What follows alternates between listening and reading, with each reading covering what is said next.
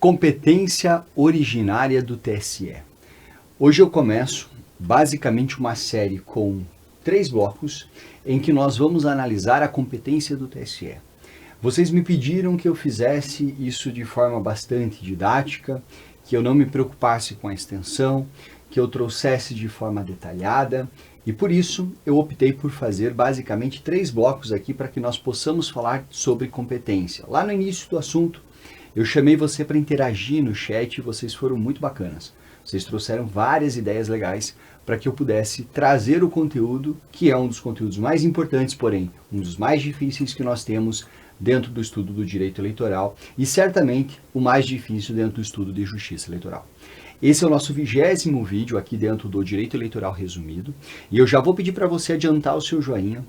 Não fez inscrição? Faz inscrição, você já sabe, é importante aqui para nós. O canal tem crescido bastante, cada vez mais. Nós temos formado uma comunidade aqui de estudo de direito eleitoral e eu estou me empolgando, de modo que eu raramente estou falhando aqui nos meus vídeos diários e postando sempre conteúdos de qualidade para todos vocês. Curtiu? Se inscreveu? Então bora lá. Moçada, quando nós falamos aqui a respeito de competência, quais são os pontos de preocupação? Primeiro, competência eleitoral não é uma matéria que você vai gostar de estudar. Por quê? Porque nós temos 4 órgãos judiciários, cada um desses órgãos judiciários tem uma série de atribuiçõezinhas, nós temos aqui um mar de responsabilidades e o examinador fica trocando uma coisa com a outra. Segundo ponto aqui importante é que a justiça eleitoral, diferentemente de outras justiças, não tem apenas a função judicial de julgar, mas tem a função de julgar, a de administrar, a de normatizar e também a função consultiva, conforme você já estudou também comigo aqui. Logo, você acaba encontrando aqui um volume maior de competências dentro da justiça eleitoral para cada um dos órgãos que nós vamos tratar. TSE, TRE, juízes e também a respeito das juntas. E por fim, talvez o principal dos 3 aspectos que eu estou aqui mencionando, e o mais importante de todos, o que torna mais difícil ainda o estudo, é o fato de que competência tem regra na Constituição, pouca coisa, mas tem regra no Código Eleitoral. E o Código Eleitoral conflita em alguma medida com a Constituição. Como o nosso Código Eleitoral ele é anterior à Constituição, ele deve passar pelo crivo de recepção constitucional, verificar se as normas, materialmente falando, não conflitam com a Constituição. Se não conflitarem, ok. Agora, se conflitarem, deixarão de ser aplicadas. E aí torna o estudo cada vez mais complexo. Não obstante esses 3 pontos de complexidade, ou seja, ter 4 órgãos, várias funções e parte do Código Eleitoral não recepcionado, eu trouxe aqui para vocês de forma didática o tema e eu espero que você goste. Olha só, quando eu falo sobre competência da Justiça Eleitoral, nós temos que olhar essa distribuição de competência a partir das funções. O nosso foco será estudar a função judicante originária. E aí eu já começo aqui com um conceito mega importante para que você entenda. Quando eu olho para a competência judicial ou judicante, o que nós temos? Nós temos a atribuição da Justiça Eleitoral de julgar os casos que são até ela levados. Então todos os casos que são levados até a Justiça Eleitoral serão julgados pelo TSE, TRE, juízes eleitorais e juntas. Fato é que nós temos que analisar se esse caso ingressou pela primeira vez no judiciário, ou se ele está pipocando de um órgão para outro em razão de recursos. Se esse caso ele está ingressando no judiciário, nós temos competência originária. Se ele está chegando pela primeira vez, está originando o processo, é a competência originária. Agora, se esse processo já foi julgado por alguma instância eleitoral e alguém interpôs um recurso, nós temos a competência recursal. Por isso que a competência judicante aqui ela se divide em originária e recursal. Aí você vai me dizer, mas professor, a competência originária não será do juiz eleitoral? Será, mas não só dele. Poderá ser do TRE e poderá, como nós vamos ver hoje, ser também do TSE. Ou seja, existem alguns tipos de processos que devem começar direto lá no TSE. Por isso que é diferente, porque nós estamos acostumados com a ideia de processo começar lá na primeira instância, recurso para a segunda instância e, eventualmente, um recurso para os tribunais superiores. Aqui não. Aqui o recurso será diretamente ajuizado, por isso originária, num tribunal e, no caso, dentro do TSE. É claro que, dada a relevância do TSE, ele julgará apenas algumas autoridades. Então, a sua competência judicial originária, ela é bastante limitada. Ela tem verdadeiramente disciplina lá no artigo 22, parágrafo, ou melhor, inciso 1º, porém são apenas algumas hipóteses. Mas essas hipóteses dão uma dor de cabeça danada, tá? O que eu fiz aqui? Eu trouxe todas essas hipóteses de forma correta, tá? E eu vou deixar aqui na descrição a lista de todas elas. Se você quiser, tá montando seu caderno, tá anotando ali no computador cada uma das aulas, basta que você venha e marque todas elas e jogue para o seu material para você acompanhar, tá? O mais importante aqui é você prestar atenção. As primeiras 6 delas estão aqui. E basicamente vão dizer o quê? Que é competência originária, ou seja, você vai ajuizar uma ação perante o TSE para promover a cassação, né, de registro de cassação ou registro, aqui eu tive um erro de ortografia, de partidos e de diretórios nacionais de partidos. Então, se eu quiser eventualmente registrar um partido político, eu devo fazê-lo diretamente no TSE. Se eu quiser eventualmente cassar o registro de um partido político, eu devo fazê-lo diretamente no TSE. E vou fazer também para o seu diretório nacional, então para o partido e para o diretório nacional. Porque os partidos, eles podem possuir diretórios estaduais e também diretórios municipais ou locais. Nesse caso, a criação, o registro ou a cassação do registro de um diretório estadual ou municipal não fica sob responsabilidade aqui do TSE, mas você verá em aula futura que isso fica com o TRE. Perfeito? Da mesma forma, nós temos lá no item 2, a cassação, e aqui o mesmo errinho, ou o registro de candidatos a presidente da República e vice-presidente. Da mesma forma, você vai registrá-los no TSE e, se houver um problema, mediante uma ação eleitoral em que você vai cassar o registro de um candidato a presidente ou vice-presidente, você deve fazê-lo perante o TSE. Tá? Não importa onde esse presidente tiver o seu domicílio, não interessa onde houve a violação, simplesmente pelo fato de ele estar disputando um cargo do nível nacional, e dado aqui o fato de ser o cargo mais importante que nós temos na nossa República, quem fica com essa incumbência é o TSE. Vamos lá. Até aqui tudo muito óbvio, né? Não me parece que nós temos nada muito estranho dentro desse estudo. Acho que dá para você poder compreender bem esses aspectos. Sigamos, portanto. Nós temos na sequência ali, pessoal, que os conflitos de jurisdição entre TREs ou entre juízes de TREs distintos serão também avaliados pelo Tribunal Superior Eleitoral. E aqui vale a pena a gente brincar um pouquinho com esse assunto. Vale a pena você buscar entender o que está sendo dito aqui, pessoal. Vejam só. Um conflito de jurisdição, ele se dá quando nós temos 2 ou mais órgãos judiciários se dizendo competentes para julgar uma matéria, ou 2 ou mais órgãos judiciários se dizendo simultaneamente incompetentes para julgar aquela mesma matéria. Basicamente, eu tenho lá o TRE de São Paulo dizendo, eu vou julgar essa causa. E o TRE do Estado do Paraná dizendo, não, eu vou julgar essa causa. Os dois querem a causa. Não dá. Eu tenho que definir de quem é. Como eu tenho um TRE, um regional, outro regional, eu tenho que buscar o quê? O órgão superior aos dois e comum aos dois. No caso, o que é superior e comum ao TRE Paraná e ao TRE São Paulo? O primeiro deles será o TSE. Mas nós podemos ter uma situação um pouco diferente. Vamos pensar o seguinte, nós temos um juiz eleitoral do Estado do Paraná e temos um juiz eleitoral do Estado de São Paulo conflitando, os dois se dizendo competentes. Ou nesse caso aqui, para a gente mudar um pouquinho, os dois se dizendo incompetentes. O cara do Paraná não quer o processo, o cara de São Paulo também não quer o processo. Nesse caso, você vai buscar o quê? É um conflito de jurisdição e você vai buscar o órgão superior, né, que seja comum a ambos. Acima do juiz eleitoral do Paraná tem o quê? TRE Paraná. Acima do juiz eleitoral do TRE de São Paulo, né, lá de São Paulo, nós temos o quê? O TRE de São Paulo. TRE de São Paulo um órgão, TRE Paraná outro órgão. Não adianta, eu tenho que continuar a subir até eu encontrar alguém em comum. Quem eu vou encontrar? O TSE. Certo? Só não funcionaria dessa forma, não chegaria ao TSE, se esse conflito de jurisdição se desse, seja ele negativo ou positivo, entre um juiz eleitoral, por exemplo, de Cascavel, aqui onde eu faço nesse momento a gravação desse vídeo, e o juiz eleitoral lá de Curitiba. Os dois estão no TRE Paraná. Por quê? Porque a hora que você subir ao superior hierárquico como a ambos, você chega ao TRE Paraná para os dois casos.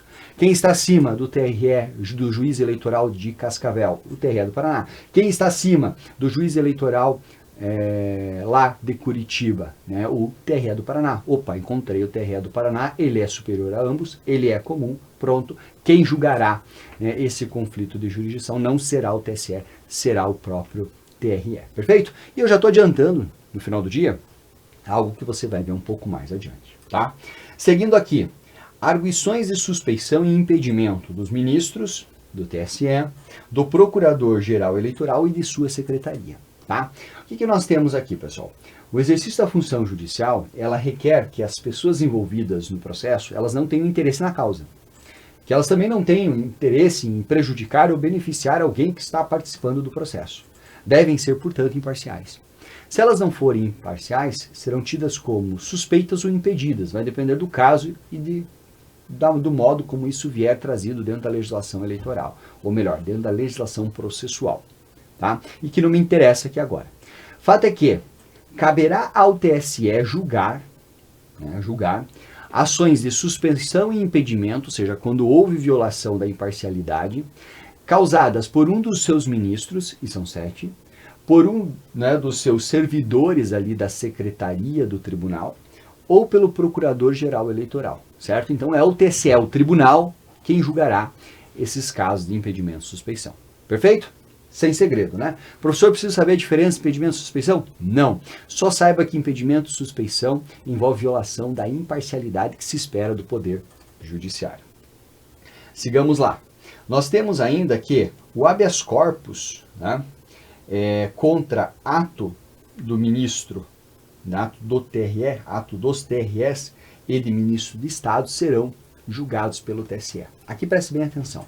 Eu estou falando do quê? De habeas corpus. Tá? O habeas corpus nada mais é do que uma ação constitucional que busca ali tutelar a liberdade de ir e vir. E nós temos uma violação, deixa eu ficar na tela, e essa violação ela é dada por um ato do tribunal. Então nós temos lá, veja, eu não estou falando que é um juiz do TRE, porque se houver essa violação por um juiz do TRE, será o próprio TRE quem vai julgar. Agora, se essa violação for feita pelo tribunal, pelo órgão colegiado do TRE Paraná, do TRE São Paulo, de qualquer outro regional, aí será o TSE. Mesma coisa se houver ali um habeas corpus, né, a violação ao direito de ir e vir causado por um ministro de Estado. Claro, veja, essa violação ao direito de ir e vir causado aqui pelo TRE ou causado pelo ministro de Estado tem que ser de cunho eleitoral, certo? Porque se for de qualquer outro cunho, vai para a Justiça Federal, vai para a Justiça Estadual, vai para qualquer outra justiça, certo? Mas não para eleitoral. Agora, se houver uma violação do direito de ir e vir relacionado à matéria eleitoral e for causada por um dos TREs ou por um ministro de Estado, aí sim nós teremos a competência do TSE.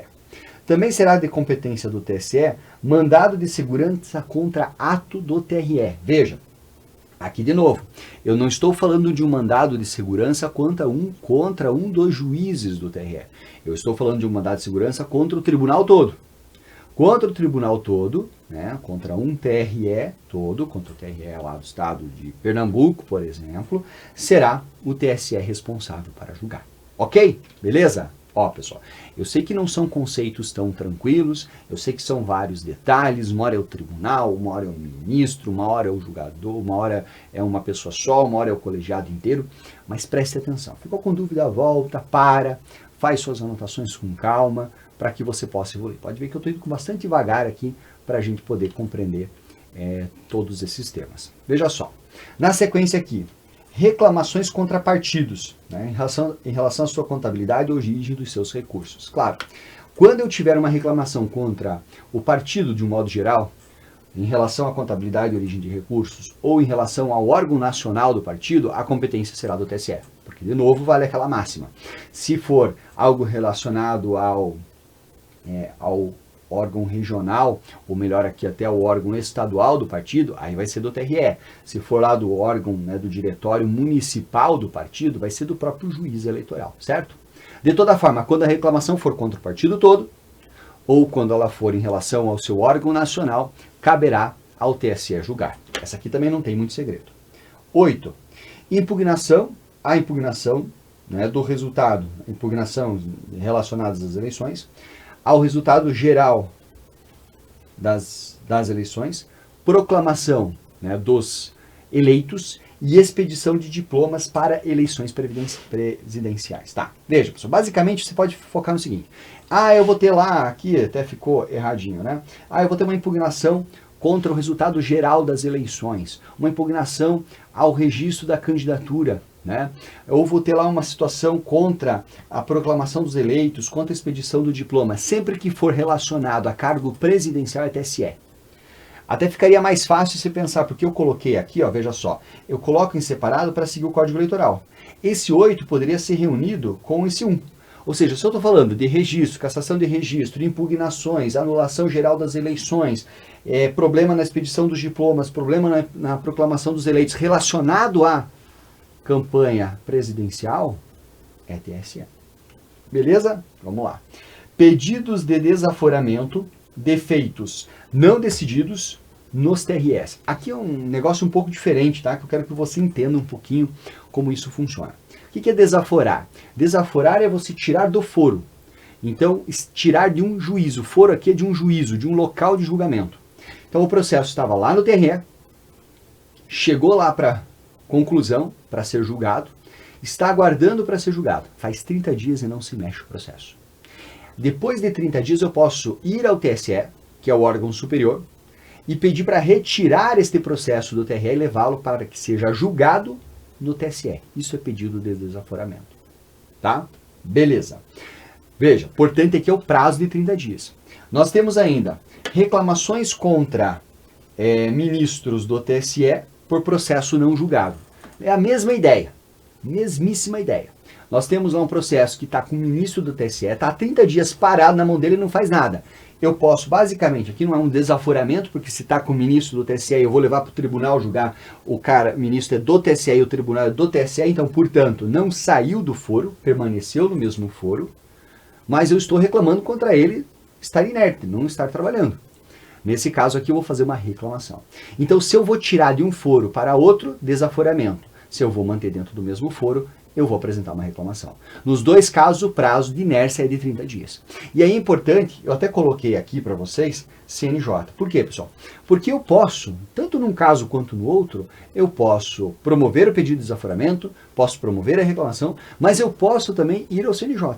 O CNJ hoje é um órgão, né, que trata aqui do controle das atividades do Poder Judiciário. Tá bom? Beleza.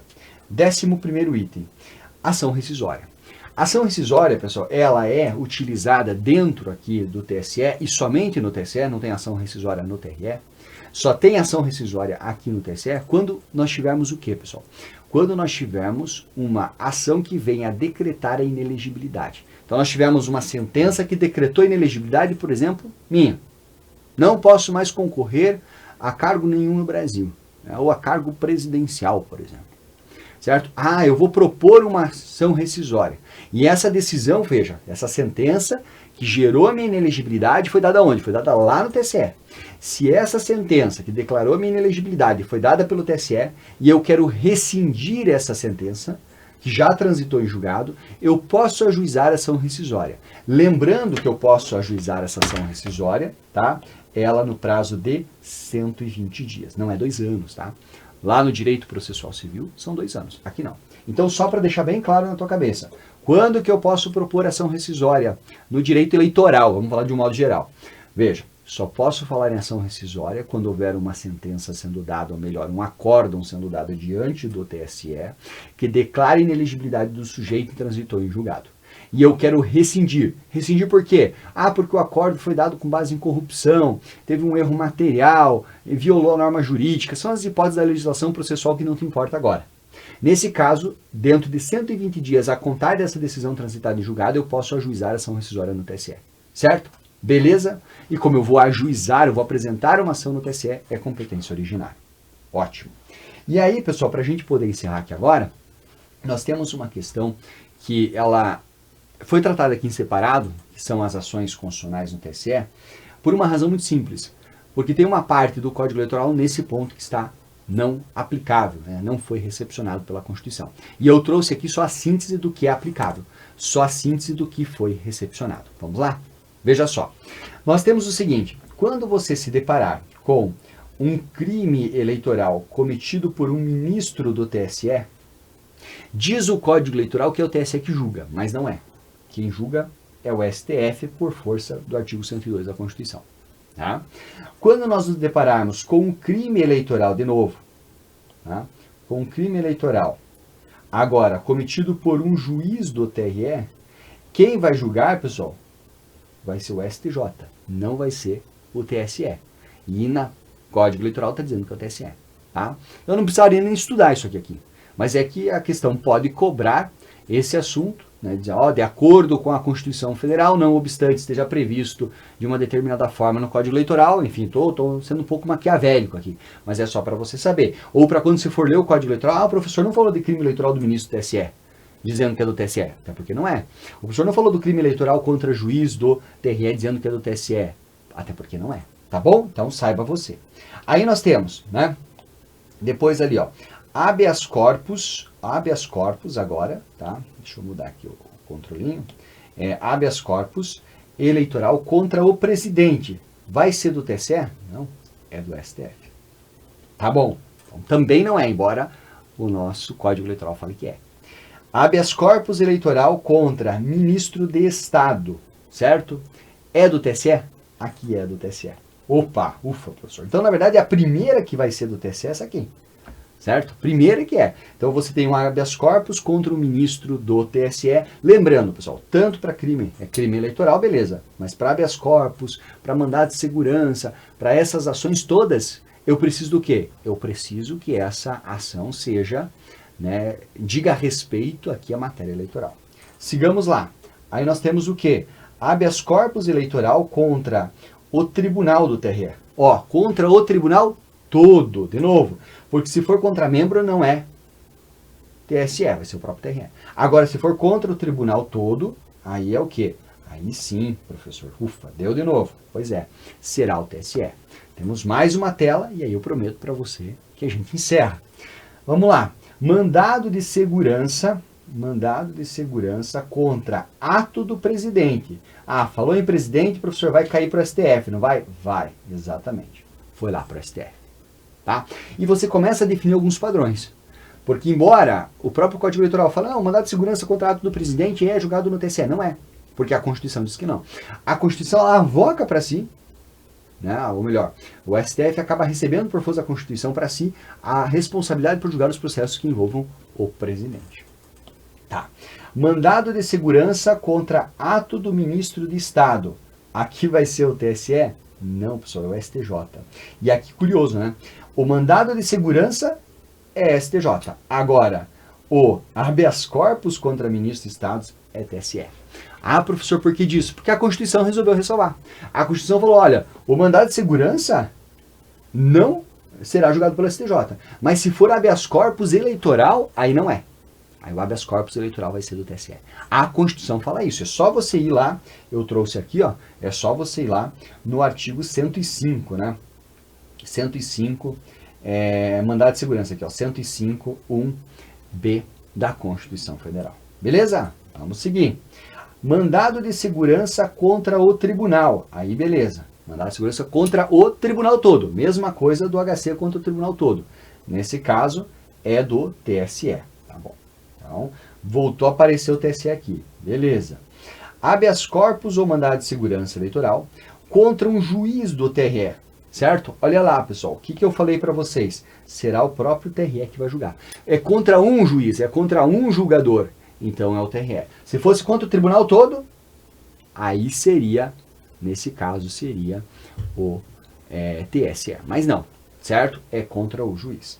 E por fim, nós temos aqui habeas corpus contra ato do próprio TSE. Aí, nesse caso, do tribunal todo, será o STF. Ô professor, olha as bolas.